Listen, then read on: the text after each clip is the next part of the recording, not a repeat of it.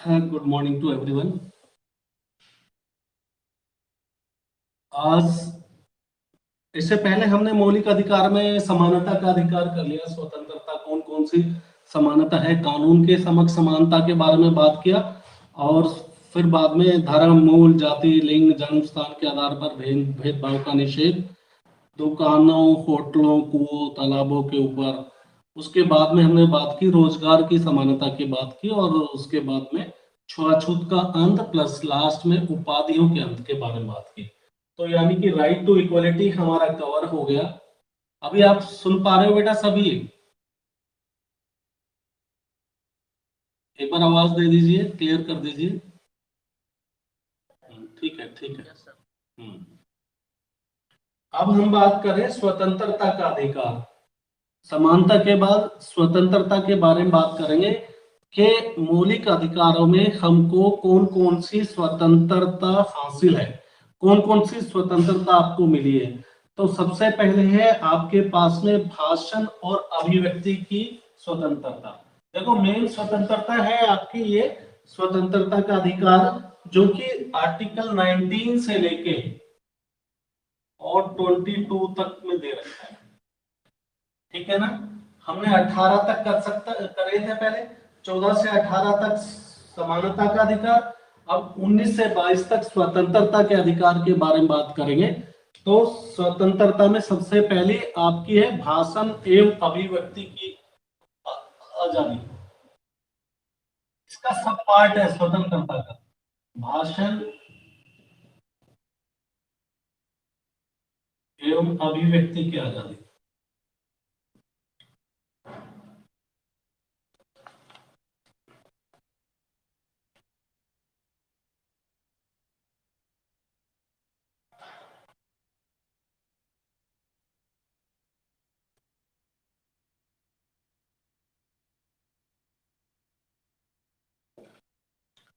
यानी कि जो भी भारत के नागरिक हैं, सबको भारत का नागरिक होने के नाते उनको भाषण और अभिव्यक्ति की आजादी अपने आप स्वतः मिल जाती है।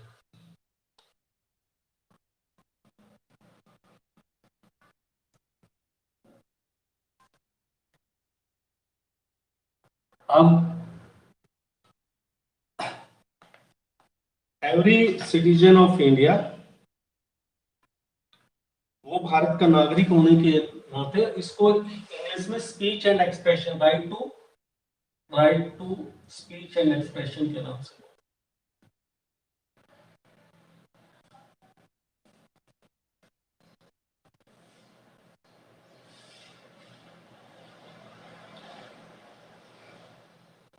ठीक है? तो हर नागरिक को, देश के नागरिक को अपने विचार को व्यक्त करने, दूसरों के सामने अपने विचारों को रखने की इंडिपेंडेंस है। सब कोई अपने विचारों को सामने, दूसरों के सामने रख सकते हैं। यानी कि जो अपनी बातें हैं, अब विचारों को रखने का मतलब आपके पास में बहुत सारे मीडिया है जिसके थ्रू आप अपने विचार जनता के सामने, पब्लिक के सामने रख सकते हो। जैसे टेली मीडिया है, प्रिंट मीडिया है, न्यूज़पेपर, सोशल मीडिया। तो इससे अपनी भावनाओं को, अपने विचारों को रखने की आजादी है। ठीक है ना? और इसी के साथ में असेंबली की आजादी है। आप अपना पीसफुल असेंबली मतलब कहीं पर भी इकट्ठा होकर अपनी बातों को सामने रख सकते हो, दूसरों के सामने पीसफुल वे में अपनी बातें रख सकते हो, शांतिपूर्ण प्रदर्शन कर सकते हो। साथ ही साथ कोई भी एक संगठन बना सकते हो, ग्रुप बना सकते हो अपनी बातों को रखने के लिए, और कोई भी आंदोलन कर सकते हो। जैसे अभी आपने देखा किसान आंदोलन हुआ। अगर हमारे पास में ये भाषण देने की स्वतंत्रता नहीं होती तो हम ना तो एक साथ इकट्ठा होकर कुछ कह सकते, कोई भी अपने, सरकार आपकी बातों को रखने नहीं देती। लेकिन क्योंकि ये आपका मौलिक अधिकार है, स्वतंत्रता का अधिकार, और ये कौन सी स्वतंत्रता? भाषण देने की, अभिव्यक्ति की स्वतंत्रता है। आप अपने विचार को एक्सप्रेस कर सकते हो दूसरों के सामने। इसके जो भी तरीके हैं, आप मीडिया का इस्तेमाल कर सकते हो, न्यूज़पेपर, टीवी। तो ये आपका अधिकार आपको कॉन्स्टिट्यूशन से मिला है, किसी का मतलब किसी का रहमो करम के ऊपर नहीं है। और साथ ही साथ इसी आजादी के अंदर आपको ये भी अधिकार है, फ्रीडम ऑफ रेजिडेंस, कि भारत के किसी भी क्षेत्र के अंदर, चाहे वो जम्मू कश्मीर, आज के दिन तो जम्मू कश्मीर भी बोल सकते हो, चाहे आप ईस्टर्न क्षेत्र में कहीं पर भी आपको रहने की, टेम्परेरी घूमने की स्वतंत्रता है, परमानेंट सेटलमेंट होने की स्वतंत्रता है। तो इसी के ऊपर कोई किसी तरह का बंधन नहीं है। और स्वतंत्रता, इसी स्वतंत्रता के अंदर आपकी ये भी आजादी है कि आप, आर्टिकल 19 ये कहता है कि आपको अपना कोई भी प्रोफेशन चूज करने की आजादी है। ठीक है, आप कोई भी व्यवसाय, प्रोफेशन चूज कर सकते हो, उसके ऊपर किसी तरह का कोई बंधन नहीं है। ठीक है, तो ये आपकी आ जाएगी स्वतंत्रता के अधिकार में भाषण की आजादी, भाषण एवं अभिव्यक्ति की आजादी, उसके बाद में असेंबली होने की, कहीं भी आप इकट्ठा हो सकते हो ग्रुप के अंदर, एसोसिएशन बना सकते हो, मूवमेंट कर सकते हो, मूवमेंट का मतलब आंदोलन कर सकते हो। और आपको आजादी है देश के, आर्टिकल 19 ये आजादी देता है, अनुच्छेद 19 आपको आजादी देते हैं कि आप देश के किसी भी हिस्से में रह सकते हो, टेम्परेरी बच सकते हो, वहां पर अपना प्रोफेशन कर सकते हो, व्यवसाय चुन सकते हो। अब देखो, ये मैं जब कहता हूं सारी आपको आजादी है, साथ ही इस आजादी के ऊपर कुछ, आपके ऊपर भी कुछ जिम्मेवारियां हैं। और ये आपकी आजादी ऐसी नहीं है कि बिल्कुल अनियंत्रित है, इसके ऊपर कोई कंट्रोल नहीं है, उसके ऊपर नियंत्रण है। जैसे आपको असेंबली आजादी है, आपको कहीं पर भी ग्रुप के अंदर इकट्ठा होने की, लेकिन देश में जब अगर इस तरह की, जैसे आज के दिन जो परिस्थितियां चली हुई हैं, ठीक है ना, कोविड का, तो हमने इसके अंदर भाई एक साथ में ज्यादा लोगों को इकट्ठा होने की आजादी नहीं दे रखी। ठीक है, जब धारा 144 लगा दी जाती है कहीं पर, तो वहां पर ज्यादा लोग, 4 से ज्यादा लोग इकट्ठे नहीं हो सकते। फिर किसी क्षेत्र के अंदर कंटेनमेंट जोन, जैसे आजकल आप सब जान ही गए हो, कंटेनमेंट जोन डिक्लेयर कर दिया कि भाई इस क्षेत्र में फलानी बीमारी फैली हुई है, तो उस क्षेत्र में जाने की आजादी नहीं है। कुछ सैनिक जो जगह हैं, वहां पर सबको घूमने की आजादी नहीं है। फिर कुछ ऐसे भी क्षेत्र हैं जो आदिवासी इलाके हैं, उस एरिया में नहीं। तो आपको बहुत सारी आजादी के बारे में बात की मैंने, उसके ऊपर कुछ रिजनेबल रिस्ट्रिक्शंस भी हैं, कौन कौन सी आजादी नहीं है, वो उनके ऊपर किस तरह के नियंत्रण लगे हुए हैं, वो सारे जेन्यून नियंत्रण है। भाई अगर सरकार ने कहीं पर दंगा हो रहा है, और दंगा होने के टाइम पे हमको भीड़ को नियंत्रण करने के लिए जरूरी है कि सरकार ने जो आर्टिकल 144 लगा दिया कि 4 लोगों से ज्यादा इकट्ठे नहीं हो सकते, तो उसके पीछे पर्पस होता है। और तब तक के लिए वो आजादी के ऊपर आपके नियंत्रण लगा रहता है, जब तक कि वहां पर स्थिति सुधर नहीं जाती। तो आपको बहुत सारी आजादी है, जहां पर हम स्वतंत्रता का अधिकार की बात कर रहे हैं, लेकिन उन आजादी के ऊपर रिजनेबल रिस्ट्रिक्शन है, नियंत्रण भी लगे हुए हैं। बात समझ गए मेरी बात? और किस तरह के नियंत्रण लगे हुए हैं उसके बारे में हम आपको बता सकें। साथ में प्रोफेशन भी चूज करने की आपको अधिकार है, कोई भी प्रोफेशन आप चूज कर सकते हो, लेकिन इसके साथ में ये भी इसके ऊपर रिजनेबल रिस्ट्रिक्शन है कि कल कोई बोले कि मैं बम ही बनाऊंगा भाई, मेरे को तो न्यूक्लियर एक्सप्लोजन करना है, तो वो मोनोपोली है, उसके ऊपर एक अधिकार सिर्फ सरकार का है, बाकी देश के नागरिक नहीं बना सकते। तो ये बात समझ गए आपको कौन कौन सी आजादी है और उनके ऊपर किस तरह के नियंत्रण है, और उन नियंत्रण को क्यों रखा गया है, ये बात आपको समझ में आ गई? अगर आगे तो फिर हम आगे बात करेंगे।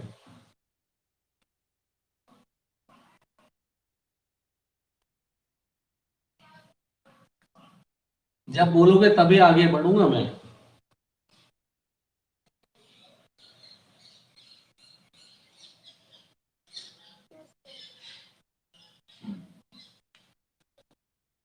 आवाज नहीं आ रही, पता नहीं, तुम लोग कोशिश कर रहे होंगे। तो अब आपके, ये तो आर्टिकल 19 के अंदर भी है। अब आर्टिकल 20 जो आपका कहता है कि अपराधों के लिए दोष सिद्धि के संबंध में संरक्षण, इसी में स्वतंत्रता के अधिकार में ही है, अपराधों के लिए दोष सिद्धि, conviction conviction in against offense.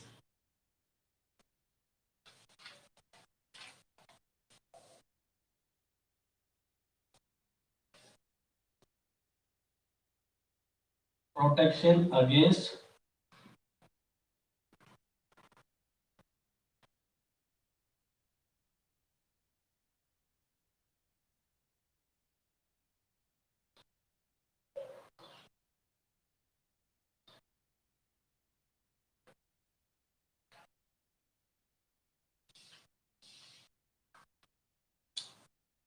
Conviction for offence, यानी कि अगर आपके देश के अंदर, ये आपने भी देखा होगा, आपने एक्सपीरियंस किया होगा, अपराध कर देना और अपराध के लिए दोष सिद्ध होना दोनों अलग अलग चीजें हैं। यानी कि दोषी करार दिया जाने के बाद ही आप किसी को बोल सकते हो कि वो अपराधी है। जब न्यायालय ये बात, न्यायालय कोर्ट के द्वारा ये सिद्ध हो जाए कि फलाना आदमी दोषी है, तभी आप उसको बोल सकते हो कि दोषी है। ऐसा नहीं है कि हर आदमी, देखो कई लोगों के ऊपर किसी तरह के बहुत सारे आरोप लगते हैं, लेकिन जब तक वो आरोप कोर्ट के द्वारा प्रूव नहीं हो जाते तब तक वो आरोपी कहलाएंगे, यानी कि तब तक उसको दोषी करार नहीं दिया जा सकता, जबकि न्यायालय जो है उसको ये प्रूव नहीं कर दे कि ये फलाने अपराध के लिए दोषी है। ये बात आपको क्लियर समझ में आ गई? जब तक न्यायालय के द्वारा किसी को दोषी सिद्ध नहीं कर दिया जाता तब तक हम, क्योंकि आपने देखा होगा बहुत सारे अपने पार्टीज होती है, अपोजिशन पार्टीज के लोगों के ऊपर दुनिया भर के चार्जेस लगा देती है, ठीक है ना, चुनाव के टाइम में ज्यादातर देखने को आता है। तो जब तक कि न्यायालय इस चीज को प्रूव ना हो जाए, न्यायालय में सुनवाई होकर ये बात प्रूव नहीं हो जाती, तब तक उसको अपराधी नहीं माना जाता। इसी में आर्टिकल 21 है, protection of life and personal liberty. Protection of life and civil liberty. अब इसका मतलब यह है कि आपको जीवन जीने का अधिकार है। भाई सब इंसानों को जीवन जीने का अधिकार है, तो इसका मतलब यह है कि इतनी आसानी से आप बगैर एक कानूनी प्रोसीजर को फॉलो किए हुए किसी का जीवन नहीं छीना जा सकता, ठीक है ना। अगर किसी ने कोई अपराध किया है तो उसके लिए एक तरीका है और वो तरीका फॉलो होना होगा, और वो तरीका फॉलो होने के बाद ही आप किसी की जिंदगी ले सकते हो। यानी कि अगर किसी ने मर्डर भी किया है तो मर्डर करने के बाद में कोर्ट के द्वारा जब तक कि उसको प्रूव नहीं हो जाए कि इसने अपराध किया है, तब तक आप किसी की पर्सनल लाइफ और लिबर्टी नहीं छीन सकते। ये आपका protection of life and personal liberty वाला अधिकार है, आर्टिकल 21 ये देता है।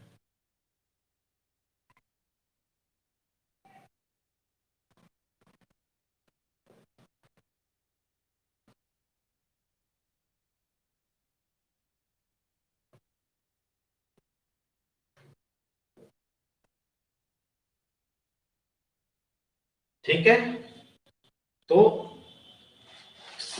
हर इंसान को एक due process of law, process establish by law, जो कानून के द्वारा एक निर्धारित प्रक्रिया है, उसको अपनाकर ही किसी को आप अरेस्ट किया जा सकता है, अदरवाइज नहीं, दूसरा कोई तरीका नहीं हो सकता। किसी ने कोई अपराध किया है तो उसके लिए सबसे पहले तरीका है कि उसको जाया जाएगा, उसको बताएगी पुलिस कि आपने ये अपराध किया है, और उसके अरेस्ट वारंट शो करेगी, और उसके बाद में विद इन 24 आवर के अंदर, 24 घंटे के अंदर उसको कोर्ट के सामने पेश किया जाएगा, फिर उसके मेडिकल होगा। ये पूरा का पूरा प्रोसीजर है। ऐसा नहीं है कि किसी ने अपराध किया सीधा उसको उठाया, घर से उठा के सीधा जेल में बंद कर दिया, तो ये तरीका नहीं होगा। प्रोसीजर एस्टैब्लिश बाय लॉ का मतलब यह है जो कानूनी प्रक्रिया है, अगर कानूनी प्रक्रिया को पूरी कर कर ही आप किसी को अरेस्ट कर सकते हो, ठीक है। और कानूनी प्रक्रिया क्या हो सकती है वो मैंने आपको समझा दिया। जब तक कानूनी प्रक्रिया पूरी नहीं होगी किसी को अरेस्ट नहीं कर सकते। जो कानून को फॉलो किया जाएगा पूरा, और उसको फॉलो करते हुए उसको अरेस्ट किया जाएगा, विद इन 24 आवर कोर्ट के अंदर पेश किया जाएगा, और पेश करने के बाद में उसको अपना पक्ष रखने के लिए वकील करने की इजाजत दी जाएगी, वो अपना पक्ष रखेगा। ये सारा तरीका है, ठीक है ना। तो इसको बोलते हैं protection procedure establish by the law. जो कानून से एक तरीका बनाया हुआ है, उस तरीके को अपनाते हुए ही आप किसी की पर्सनल लाइफ या लिबर्टी छीन सकते हो। अब आपने सोचो किसी को सीधा घर से उठा लिया मान लो पुलिस ने, और उसको सीधा अरेस्ट कर दिया, तो उसका लिबर्टी कहाँ रही, उसकी स्वतंत्रता तो खत्म हो गई। हो सकता है उसने अपराध नहीं किया हो, तो पहले हमें उसको उसके अधिकार देने होंगे, फिर उसके बाद में उसको अरेस्ट किया जाएगा, 24 आवर के अंदर मजिस्ट्रेट के सामने प्रोड्यूस किया जाएगा, और मजिस्ट्रेट अगर ये मानता है कि हाँ इसके अगेंस्ट में इनफ एविडेंस है, तभी जाके आप उसको आगे की प्रोसीडिंग्स जो है, कोर्ट की प्रोसीडिंग्स उसके अगेंस्ट में चलेगी, नहीं तो अब उसको वहीं पर छोड़ा जा सकता है। तो ये बात समझ में आ गई कि अपराधों के लिए जीवन की रक्षा और दैहिक स्वतंत्रता का अधिकार क्या है। इसी के अंदर में ही स्वतंत्रता का अधिकार के अंदर ही, इसको आप हिंदी में क्या बोलते हो, जीवन की रक्षा। प्रोटेक्शन ऑफ लाइफ को मतलब क्या बोलेंगे, जीवन की रक्षा। जीवन की रक्षा और दैहिक स्वतंत्रता। दैहिक मतलब शरीर की।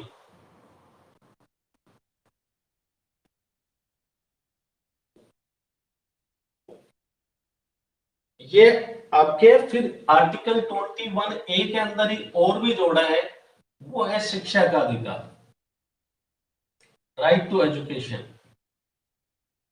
ये स्वतंत्रता का अधिकार के अंदर ही इंक्लूड कर दिया गया है, ये बाद में ऐड किया गया है। ये पहले आपके शिक्षा का अधिकार मौलिक अधिकार में नहीं था। अब हमने क्या किया, सबको जिनके एक निश्चित आयु हो गई 6 ईयर्स से लेके 14 ईयर्स तक की एज तक का, सबको कंपल्सरी मैंडेटरी एजुकेशन दिलाना, ये सबके पेरेंट्स का रेस्पॉन्सिबिलिटी है। तो ये सबको शिक्षा का अधिकार किस लिए दिया गया है, ताकि देश की जनता के सभी नागरिक एटलीस्ट लिटरेट हो, पढ़े लिखे नहीं तो मतलब वो एक मिनिमम जो एजुकेशन क्वालिफिकेशन है सबको, तो हमने शिक्षा का अधिकार देकर ये प्राइमरी जो एजुकेशन है वो बिल्कुल फ्री कर दिया गया है, और ये भी आपके स्वतंत्रता के अधिकारों के अंदर ही है।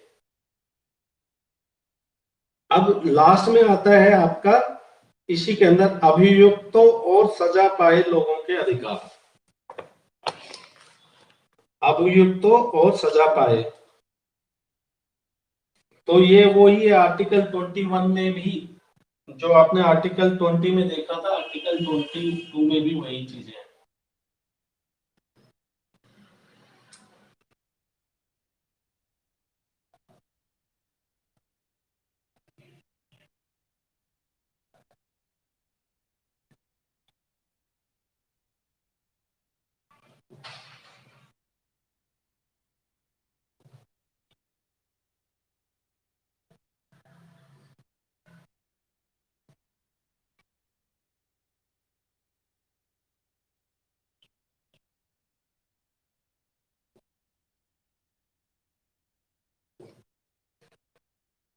Protection against arrest and detention in certain cases, यानी कि कुछ अभियुक्तों को सजा पाए लोगों के भी कुछ अधिकार होते हैं। जिनको आपने एक्यूज मान लिया उनको, उनके भी कुछ अधिकार है, उसके बारे में ये बात करते हैं। ये किस तरह का, जैसे कि भाई आप अरेस्ट करने के टाइम में जो मैंने अभी गिनाया था ना आपको, कि जो भी आदमी को हम अरेस्ट करेंगे तो उसके लिए भी एक फॉलो करना पड़ता है प्रोसीजर, जिसके बारे में मैं पहले बता चुका हूं। लेकिन इसी के अंदर एक है निवारक नजरबंदी बोलते हैं, ठीक है ना। निवारक नजरबंदी का मतलब डिटेंशन के, देखो ज्यादातर तो आपने सुना है, आप इस बात को एग्री भी करेंगे कि जब तक कोई आदमी अपराध नहीं करता उसको, तब तक हम किसी को अरेस्ट नहीं कर सकते। जब तक किसी ने कोई ऑफेंस न किए हो, कोई गलत कार्य का दोषी नहीं हो, मार पिटाई नहीं की हो, किसी का मर्डर नहीं किया हो, तब तक हम किसी को अरेस्ट नहीं कर सकते। यहां तक तो आप जानते हो। लेकिन अब इसमें आर्टिकल 21 एक अलग से बात कहता है, जिसको हिंदी में बोलते हैं कि निवारक नजरबंदी के नाम से, ठीक है ना, डिटेंशन। ये डिटेंशन क्या है, किसी भी आदमी को बगैर अपराध किए हुए भी सरकार क्या कर सकती है, उसको डिटेंशन कर सकती है। नजरबंदी मतलब उसको हाउस अरेस्ट रखा जा सकता है, लोगों से उसका मिलना जुलना बंद किया जा सकता है, ऐसा भी पॉसिबिलिटी है। अब ये किया तो था सरकार की तरफ से, जो ये प्रोसीजर अडॉप्ट किया गया, ये किया तो इसका कुछ अच्छे बेनिफिट के बारे में था, लेकिन इसका मिसयूज ज्यादा होता है। अब किया क्यों था इस तरह का, भाई कोई देशद्रोह करता है, देश के साथ गद्दारी करता है, जिसके किसी के स्पीच देने से, इस तरह का इंफ्लामेटरी स्पीच दे रहा है कोई इंसान, जिसके स्पीच से, भाषण से देश के अंदर अव्यवस्था फैल सकती है, ठीक है ना। किसी के स्पीच देने की वजह से, भाषण देने की वजह से वो किसी को भड़का रहा है, देश के खिलाफ भड़का रहा है, देश के खिलाफ गद्दारी कर रहा है, तो ऐसे इंसान ने सिर्फ भाषण दिया है, कोई अपराध तो नहीं किया उसने, किसी को गोली तो नहीं मारी है, लेकिन उसकी स्पीच देने से ही देश के अंदर अशांति फैल सकती है, दंगे हो सकते हैं।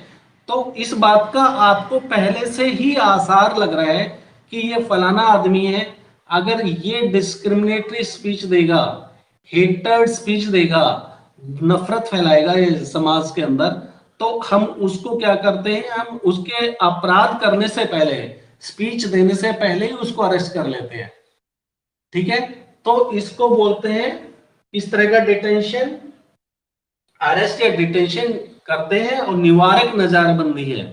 और इसको समय समय पर इसकी सीमा को बढ़ा सकते हो। शुरू में किसी को मान लो कि 3 महीने के लिए अरेस्ट किया है, फिर उसकी सीमा को आगे बढ़ाया जा सकता है ड्यू प्रोसेस ऑफ लॉ को अडॉप्ट करते हुए। तो ये क्यों रखा गया, ये आपको पता लग गया है। प्रिवेंटिव डिटेंशन क्यों किया जाता है, ये बात समझ में आ गया आपको। निवारक नजरबंदी, ताकि देश के अंदर अशांति फैलाने वाले आदमी का पहले से ही सरकार को पता लग गया है। जैसे अभी जम्मू कश्मीर में, हमने आपको एग्जांपल में बता रहा हूं, जम्मू कश्मीर के अंदर हमने आर्टिकल 370 का स्पेशल स्टेटस देके रखा था, उसको हमने खत्म किया। और आर्टिकल 370 के स्टेटस को खत्म करते हुए ही हमें लग रहा था कि कुछ लोग, जैसे फारूक अब्दुल्ला है, फारूक अब्दुल्ला के जो बेटे हैं, और मुफ्ती मोहम्मद की जो लड़की है, जो वहां के लोकल लीडर्स हैं, उनसे ऐसा हमको अंदेशा लग रहा था कि ये देश के अंदर अव्यवस्था, पीस, जो शांति बनी हुई है, इसको ये लोग नष्ट कर देंगे। तो इसलिए हमने सरकार की तरफ से निवारक नजरबंदी, इसको प्रिवेंटिव डिटेंशन कहा जाता है, उनको पहले से ही अरेस्ट करके उनके घर के अंदर ही अरेस्ट कर लिया गया। तो देखा जाए तो ये उनके जो स्वतंत्रता के अधिकार का उल्लंघन है, ठीक है ना। किसी की आप कैसे, आप किसी को बगैर अपराध किए अरेस्ट कर सकते हो, लेकिन साथ साथ में देश के अंदर शांति को बनाए रखने के लिए प्रिवेंटिव डिटेंशन का प्रोविजन है आपके कॉन्स्टिट्यूशन में। और वो प्रोविजन रखा गया है क्यों है, क्योंकि देश के अंदर अगर कोई इस तरह के हालात बनते हैं, इमरजेंसी, आपातकाल की सिचुएशन बनती है, जिससे कुछ लोगों की वजह से देश के अंदर दंगे हो सकते हैं, वो कहीं पर अशांति फैलाता है, तो इसलिए प्रिवेंटिव डिटेंशन का ये प्रोविजन कॉन्स्टिट्यूशन के अंदर में रखा गया है, ठीक है। तो आज हमने किस बारे में बात की, ये मोटे तौर के ऊपर आपके स्वतंत्रता के अधिकार में बात की गई। अब स्वतंत्रता का अधिकार में सबसे पहले हमने बात की भाषण एवं अभिव्यक्ति की स्वतंत्रता, स्पीच एंड एक्सप्रेशन। सभी को ये फ्रीडम है कि अपने विचार आप प्रेस के थ्रू, मीडिया के थ्रू, सोशल मीडिया के थ्रू, ट्विटर के थ्रू अपने विचार जनता के सामने, सरकार के क्रिटिसाइज कर सकते हो। अगर सरकार की पॉलिसी को लेकर जनता को, पब्लिक को ये लगता है कि सरकार जिस तरह से काम कर रही है वो काम करने का तरीका ठीक नहीं है, तो you have the right to express your views. ठीक है, तो ये आपको फ्रीडम है, स्वतंत्रता, भाषण की स्वतंत्रता है। फिर नेक्स्ट हो जाता है आपकी असेंबली का, कि शांतिपूर्ण ढंग से आप कहीं पर सभा कर सकते हो, एसोसिएशन बना सकते हो, असेंबली कर सकते हो, संगठित होके लोग अपनी बातें कहीं कह सकते हैं। ठीक है ना, यानी कि right to form association, right to assembly, आप ग्रुप के अंदर इकट्ठा हो सकते हो, बातें कर सकते हो, किसी विचार, किसी सब्जेक्ट के ऊपर विचार मंथन कर सकते हो, ये आपका अधिकार है। लेकिन ये अधिकार के ऊपर किस तरह के नियंत्रण है वो मैं आपसे पहले ही चर्चा कर चुका हूं कि रिजनेबल रिस्ट्रिक्शंस है इनके ऊपर। आपको ग्रुप के अंदर इकट्ठा हो सकते हो, लेकिन जब कहीं पर इकट्ठा होने की मनाही हो, जैसे भी अभी कोविड का सिचुएशन है तो सरकार की तरफ से लॉकडाउन लगाया गया है, तो अब आप ये नहीं कह सकते कि मेरे को तो फ्रीडम ऑफ असेंबली है, मेरे को एसोसिएशन ग्रुप बनाने की आजादी है। अब उस आजादी के ऊपर नियंत्रण लगा हुआ है, लॉकडाउन लगा के रखा हुआ है। तो अभी आप नहीं बोलोगे कि मेरे को सभा करनी है, मेरे को तो सरकार की बुराइयां करनी है, मैं तो यहाँ पर भीड़ इकट्ठी करूंगा, अब वो अलाउड नहीं है। ठीक है, तो इन सर्टेन पीरियड में जब सरकार अपनी तरफ से कुछ रिजनेबल रिस्ट्रिक्शंस लगा देती है तो हमको उसका फॉलो करना पड़ता है। आपको फ्रीडम ऑफ मूवमेंट है, कहीं पर भी परमानेंटली रेजिडेंस करने की, भारत के किसी भी क्षेत्र में जाके आपको रहने की स्वतंत्रता है, बसने की, घूमने की स्वतंत्रता है, कोई भी प्रोफेशन को अडॉप्ट करने की स्वतंत्रता है। लेकिन उसके ऊपर भी रिजनेबल रिस्ट्रिक्शंस है, वो मैंने आपको बता दिए। उनके ऊपर किस तरह के नियंत्रण है कि कुछ ऐसा एरिया है, कैंटोनमेंट अलग है कि आर्मी का एरिया है, वहां पर आप जाके नहीं रह सकते। कुछ एक क्षेत्र है जो सरकार की तरफ से मनाई है, वहां पर आप नहीं रह सकते। जहां पर स्पेशल स्टेटस, जैसे आर्टिकल 370 का स्टेटस था जम्मू कश्मीर में, जो आज के दिन नहीं है, तो वहां पर किसी को परमानेंटली सेटल्ड नहीं हो सकते थे, वहां के सिर्फ जम्मू कश्मीर के लोगों को छोड़ के बाकी लोगों को परमानेंट सेटलमेंट का अलाउड नहीं था। तो अब इन कुछ जो जहां पर बंधन लगे हुए हैं, बाकी जगह पे पूरे देश में आपको परमानेंटली सेटल्ड होने की आजादी है। आपको कोई भी प्रोफेशन को चूज करने की आजादी है। मैं पूरा का पूरा रिवीजन कर दिया आपको, कोई भी आप प्रोफेशन चूज कर सकते हो, इसके ऊपर कोई मनाही नहीं है। लेकिन अब ये नहीं है कि भाई मैं तो टेररिस्ट बनना चाहता हूँ, ये प्रोफेशन में नहीं आएगा। कोई बोले मुझे तो न्यूक्लियर वेपन बनाना है, परमाणु बम बनाना है, तो उसके ऊपर कुछ ऐसे प्रोफेशन है जिसके अंदर मोनोपोली है, सरकार के अधिकार क्षेत्र में आता है, बाकी लोग वो प्रोफेशन को अडॉप्ट नहीं कर सकते। ठीक है, तो कुछ इस तरह के संगठन नहीं बना सकते, कोई आपराधिक संगठन नहीं बना सकते, कोई आतंकवादी संगठन नहीं बना सकते, कोई ऐसा प्रोफेशन नहीं कर सकते जो जिसका मोनोपोली सरकार के पास ही है। तो इस तरह के, फिर आपको आ गया था शिक्षा का अधिकार है। ठीक है ना, तो शिक्षा के अधिकार के बारे में भी आपको बात किया, जीवन की रक्षा और दैहिक स्वतंत्रता का अधिकार, और अभियुक्तों को और सजा पाए लोगों को भी अधिकार है। जो जिन्होंने किसी तरह का अपराध किया है उनके भी कुछ अधिकार होते हैं। और कोई भी कानून, मैं लास्ट वाला ही बता रहा हूं, अभियुक्तों को अधिकार की बात कर रहे हैं, कोई भी कानून रिट्रोस्पेक्टिवली लागू नहीं होता। कहने का मतलब, आज किसी ने अपराध किया है और उसके लिए सजा आज के कानून नहीं, किसी ने सजा 10 साल पहले किसी ने कोई अपराध किया है, सपोज करो, या आप सोचिए कि 2 साल पहले, सपोज करो 2 साल पहले कोई अपराध किया है और उसके लिए उस टाइम में उस अपराध के लिए ज्यादा से ज्यादा सजा 6 महीने थी।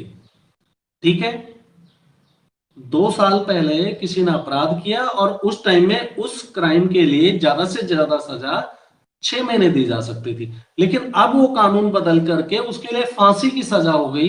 तो ऐसा नहीं है कि किसी ने जो पहले 2 साल पहले अपराध किया उसको वो 2 साल पहले जो कानून लागू हुआ था उसके मुताबिक सजा मिलेगी, ना कि आज जो कानून बनाया है जिसके, सपोज करो किसी ने रेप किया है, रेप के लिए बहुत सारे देशों में आज हैंग कर देते हैं, ठीक है ना, फांसी की सजा है।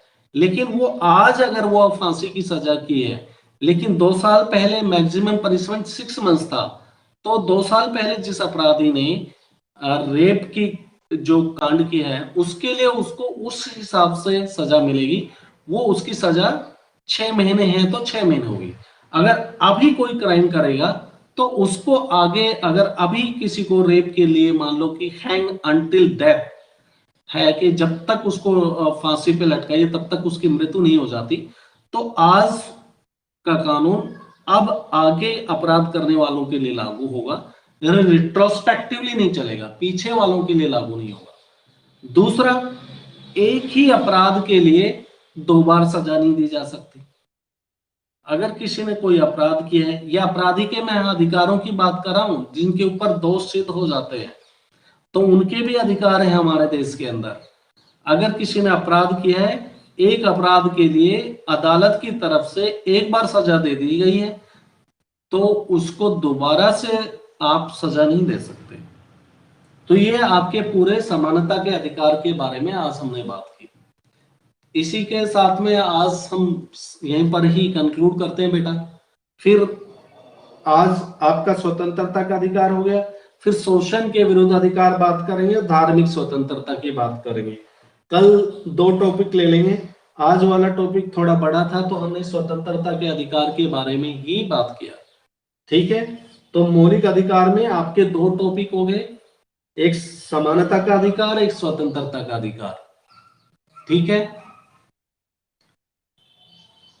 तो हम फिनिश करते हैं यहीं पर ही, क्योंकि नेक्स्ट वाली भी क्लास है बेटा हमारी अभी। Right, see you again. Exit कर सकते हो आप।